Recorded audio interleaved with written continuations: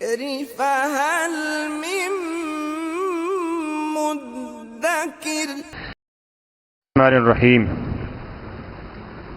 قال فرعون نے کہا ان رسولکم الذی بے شک تمہارا رسول ارسل الیکم جو تمہاری طرف بھیجا گیا ہے لمجنون البتہ یہ دیوانہ ہے۔ قال تو موسیٰ علیہ السلام نے فرمایا رب المشرق والمغرب وہ مشرق اور مغرب کا بھی رب ہے وما بینہما اور جو کچھ ان کے درمیان میں ہے ان کنتم تعقلون اگر تم کچھ سمجھ رکھتے ہو۔ قال فرعون نے کہا لئن اتخذت الہا غیری اگر تم میرے علاوہ کسی دوسرے کو معبود سمجھے گا لأجعلنک من المسجونین تو ضرور میں تجھے قیدیوں میں سے کر دوں گا۔ قال تو جناب موسیٰ علیہ السلام نے فرمایا اولو جئتک اگرچہ میں آپ کے پاس لے آؤں بشیء مبین واضح دلیل بھی۔ قال تو فرعون نے کہا فأت بہ لے آؤ اس کو ان کنت من الصادقین اگر آپ سچوں میں سے ہو۔ فالقى عصاہ تو موسیٰ علیہ السلام نے اپنی لاٹھی کو پھینکا فاذا ہی تو پس فوراً ہی وہ ثعبان مبین ایک واضح یا کھلا اژدہا بنا ہوا تھا۔ ونسا یدہ اور اپنا ہاتھ کھینچا فاذا ہی تو پس فوراً ہی وہ بیضاء چمک رہا تھا سفید تھا للناظرین دیکھنے والوں کے لیے۔ قال تو فرعون نے کہا للملأ حولہ سرداروں کو جو اس کے ارد گرد تھے ان ھذا لساحر علیم بے شک یہ تو کوئی ماہر علم والا جادوگر ہے۔ یرید ان یخرجکم وہ ارادہ رکھتا ہے کہ وہ تمہیں نکال دے من ارضکم تمہاری زمین سے بسحر ہی اپنے اس جادو کی وجہ سے۔ فماذا تأمرون پس کیا تم مشورہ حکم دیتے ہو؟ قالوا انہوں نے کہا ارجح مہلت دو اس کو واخاہ اور اس کے بھائی کو وبعث اور آپ بھیجو فی المدائن شہروں کے اندر حاشرین کٹھے کرنے والے یاتو کا وہ لے کے آئیں آپ کے پاس بکل سحار علیم ہر ماہر علم والا جادوگر۔ جناب موسیٰ علیہ السلام کا مکالمہ ہو رہا ہے اور بات رب سے شروع ہوئی کہ رب کون ہے۔ فرعون کہتا ہے میں ہوں، اور جناب موسیٰ علیہ السلام نے اس دربار میں اس کے حواریوں کے سامنے کھڑے ہو کے کہا کہ رب تو نہیں ہے بلکہ آسمانوں کا زمینوں کا اور جو کچھ اس کے درمیان میں ہے ان سب کا رب، اور تمہارا بھی رب اور تمہارے پہلے آباء و اجداد کا رب بھی آسمان والا ہے۔ تو اس نے جواب میں کیا کہا ان رسولکم الذی ارسل الیکم لمجنون۔ اس بات پہ بھی غور کیجئے اور آج کے معاشرے کے جو جوابات ہیں اہل شرک کی طرف سے ان کو بھی ذرا ساتھ میں ذہن میں رکھیے تو بات بڑی واضح ہو جائے گی۔ تو اس نے کہا جو تمہاری طرف رسول بھیجا گیا نا یہ دیوانہ ہے، سارا کچھ اللہ کرنے والا ہے۔ ایک بات آپ نے سنی ہوگی، کہتے ہیں یہ جب بھی ان سے بات کرو یا ان سے سنو یہ کہتے ہیں جی ایک اللہ ہی سب کچھ کرتا ہے، ایک اللہ ہی سب کچھ کرتا ہے، ایک اللہ ہی سب کچھ کرتا ہے۔ کہتا ہے تمہیں پتہ ہے یہ نظریہ کس کا ہے؟ یہ نظریہ تو ابلیس کا تھا جس کو اللہ تعالیٰ نے حکم دیا ہے کہ تم سجدہ کرو آدم علیہ السلام کو۔ اس نے کہا نہیں میں نہیں سجدہ کرنا، میں تو ایک نو منن والا ہوں۔ اب یہ دلیل دے رہا ہے اپنے شرک کے اعتبار سے کہ ہم اس ایک والے نہیں ہیں، ہم در در والے ہیں۔ ایک والا تو صرف ابلیس تھا معاذ اللہ۔ تو کیا کہیں گے انبیاء کرام کی جماعت کو، اور جو ان انبیاء کو ماننے والے ان کے اصحاب تھے ان کے اوپر کیا فتویٰ لگائیں گے؟ یہی بات اس نے کہی تھی، اور اس طرح کی اور بہت ساری آپ کو باتیں سننے کو مل جائیں گی۔ یعنی ایک اللہ کو پکارنے والا اس کو مجنون، دیوانہ، عقل سے فارغ سمجھا جاتا ہے، اور جو ڈھیریوں کو پکار رہا ہے ان کو پکار رہا ہے جو اس دنیا سے چلے گئے ہیں، پتھروں کو پکار رہا ہے، حجروں شجروں کو پکار رہا ہے، وہ عقل مند سمجھا جاتا ہے اور اس کو سمجھتے ہیں کہ یہ دین اور یہ حق ہے۔ اس کو کہتے ہیں تلبیس ابلیس۔ ابلیس نے کیا کیا؟ ایسا وسوسہ ڈالا اور ایسا ظاہری ان چیزوں کے اوپر جو ہے انسان کو مطمئن کر دیا کہ جو خالق مالک ہے اس پہ یقین نہیں ہے، اور جو کسی کھاتے کے نہیں ہیں وہ سارے اختیارات ان کو دے رکھے ہیں۔ اور یہ ہوا کیوں ہے؟ یہ اصل بات ہے۔ یہ ہوا اس لیے کہ جب یہ نظریہ بن گیا کہ قرآن و سنت کے علاوہ بھی کہیں اور سے ہم نے عقیدہ لینا ہے تو گمراہ ہو گئے۔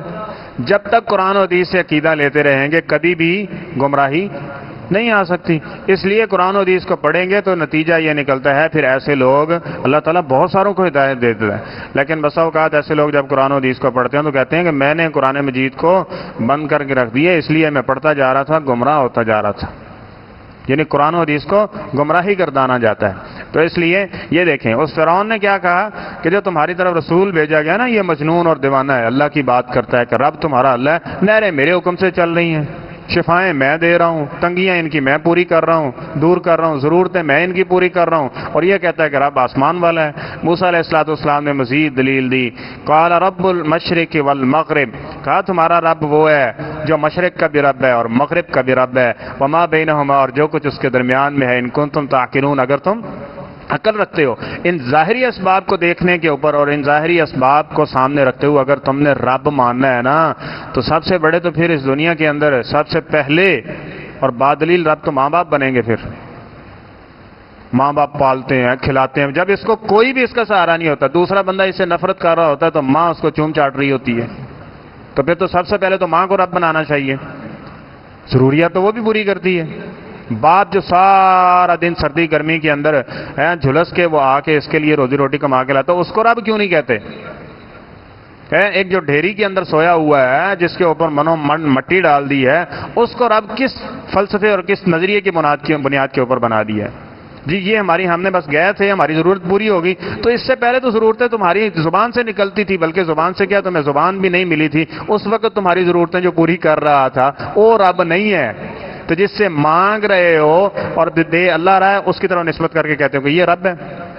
شرکی عقیدہ ایسا ہے کہ اگر فرمایا نا ان کنتم تعقلون، اگر تھوڑی جی بھی عقل ہے نا تو سمجھو یہ بات سمجھ آ جائے گی، سورج پہ کس کا اختیار ہے، غروب کون کرتا ہے، نکالتا کون؟ اور پیچھے سورہ غالباً بقرہ کے اندر ہم پڑھ رہے ہیں جناب ابراہیم علیہ السلام کا جو مکالمہ بادشاہ سے ہوا تھا نا، تو ابراہیم علیہ السلام نے بھی کہا تھا میرا رب وہ ہے جو مشرق سے سورج کو لے کے آتا ہے مغرب میں، اور تو ادھر سے لے آ، اگر تو بھی رب ہے تو فبہت الذی کفر، تو جو کافر تھا وہ ہکا بکا رہ گیا۔ قال لئن اتخذت، پھر آخری حل کیا ایسے لوگوں کے بعد؟ اس نے کہا اگر تو میرے علاوہ کسی کو معبود سمجھے گا نا، لاجعلنک من المسجونین، پھر تو یہاں زندہ نہیں رہ سکتا، ہم تجھے جیل کے اندر ڈال دیں گے اور وہیں کیا ہو جائے گا، تو سڑ گل جائے گا۔ قال اولو جئتک بشیء مبین، موسیٰ علیہ السلام کہتے ہیں حیرانگی والی بات ہے، بڑے سمجھدار دیکھنے میں لگتے ہو، میں دلیلیں دے رہا ہوں تمہارے پاس اور تم اوچھے ہتھ گھنڈے کے اوپر اٹھ رہے ہوئے ہو۔ قال فأت بہ ان کنت من الصادقین، دلیل لے آؤ، کون سی ہے؟ فالقى عصاه فاذا هي ثعبان مبین۔ تو یہاں پہ دو دلیلوں کا اظہار جناب موسیٰ علیہ السلام نے بطور معجزات کیا، ایک وہ جو لاٹھی تھی اس کو پھینکا وہ سانپ بن گیا، اور اسی طرح اپنا ہاتھ گریبان سے یا بغل سے نکالا تو وہ بالکل سفید تھا بغیر کسی تکلیف و بیماری کے۔ تو جب یہ نشانیاں دیکھی نا تو قال للملأ حولہ ان ھذا لساحر علیم، تو فرعون کہتا ہے اپنے ارد گرد جو بیٹھے ہوئے ہیں نا، یہ پکا جادوگر ہے، کوئی ماہر ترین جادوگر ہے، کہ دیکھو اس نے لاٹھی کو سانپ بنا دیا اور ہاتھ اس کا چمک رہا ہے، تو یہ کیا ہے؟ عقل پہ پردہ پڑا ہوا ہے نا۔ اور یہی ہے کہ گناہ جب بندہ کرتا رہتا ہے اور ان کا اتنا بوجھ ہو جاتا ہے کہ جس کی وجہ سے چھوٹی موٹی نیکی، ابھی نیکی کا آغاز کا موقع ہی نہیں ملتا اس کو، اور وہ نہ نیکی کو نیکی سمجھتا ہے بلکہ ان گناہوں کو نیکی کے اوپر حاوی سمجھتا ہے، تو کیا کہتا ہے کہ یہ دیکھو یہ کوئی ماہر جادوگر ہے، ماہر جادوگر کہ جس نے یہ سارا کچھ کر دیا ہے۔ یرید ان یخرجکم من ارضکم بسحری، یہ چاہتا ہے کہ اپنے اس جادو کے ذریعے کیا کر دے، تم سب کو اس زمین سے نکال دے اور اکیلا اس کا کیا ہو جائے، وارث ہو جائے۔ لہذا اپنی جو تم نے یہ سارا چلا آ رہا ہے نا تمہاری اس زمین کی وراثت اور بادشاہت اور یہ نظام، تو یہ تم سے چھیننے آیا ہے، تو لہذا اور نبی کریم صلی اللہ علیہ وسلم کو دیکھیں گے تو یہی الزام لگایا گا نا آپ علیہ الصلوۃ والسلام پہ کہ یہ کوئی بڑی بڑی چیزیں، پھر آفریں بھی کی گئی، تو نبی کریم صلی اللہ علیہ وسلم نے فرمایا ایسی بات نہیں ہے، اور پھر کہا کہ چلو کمپرومائز کر لیتے ہیں، تو کہا قل یا ایھا الکافرون لا اعبد ما تعبدون، اپنے گھر رہو، ہم موحد ہیں اور توحید کے اندر شرک کی ملاوٹ کرنے والے نہیں ہیں، یہ شرک تمہیں مبارک ہو۔ تو یرید ان یخرجکم من ارضکم بسحر فماذا تأمرون، اب اس کا کیا کرنا چاہیے، کیا مشورہ ہے؟ قالوا ارجه واخاه وبعث في المدائن حاشرین، اس کو نا تھوڑا سا وقت دے دو، ٹائم دے دو، ایک دن مقرر کر لیتے ہیں جس کے اندر ہم تمام اس علاقے کے اندر، شہروں کے اندر جو جادوگر ہے نا، ماہر جادوگر، ان کو اکٹھا کر لیتے ہیں، کیونکہ جادوگر ہے، اس کا مقابلہ ہو جائے گا تو یہ تو اکیلا ہے، تو اتنے جادوگر ہم اکٹھے کر لیں گے تو ہم یقینی بات ہے ہم غالب آ جائیں گے، اور ہم اس طرح سے اس کو جھوٹا ثابت کر دیں گے اور ہماری جو بادشاہت ہے وہ اسی طرح سے قائم رہے گی۔ لیکن یاد رکھیں دلیل ایک بھی ہو اور اس کے سامنے 70,000 جادوگر بھی کیوں نہ آ جائے نا، جو دلیل ہے وہ معجزے کا مقابلہ نہیں کر سکتے۔ اسی طرح جو آیات الہی ہیں ان کا مقابلہ دنیا یہ کیسے کر سکتی ہے؟ گھڑے ہوئے دلائل اور نازل کردہ دلائل میں فرق ہوتا ہے، گھڑی ہوئی شریعت اور اللہ تعالیٰ کی طرف سے نازل کی ہوئی شریعت، اس کے اندر فرق ہے، لیکن اس فرق کرنے کے لیے انسان کو عقل سلیم چاہیے، یعنی غور و فکر اس چیز کو سوچے گا تو یقیناً یہ بات واضح ہو جائے گی۔ بسم اللہ۔ صدق اللہ العظیم۔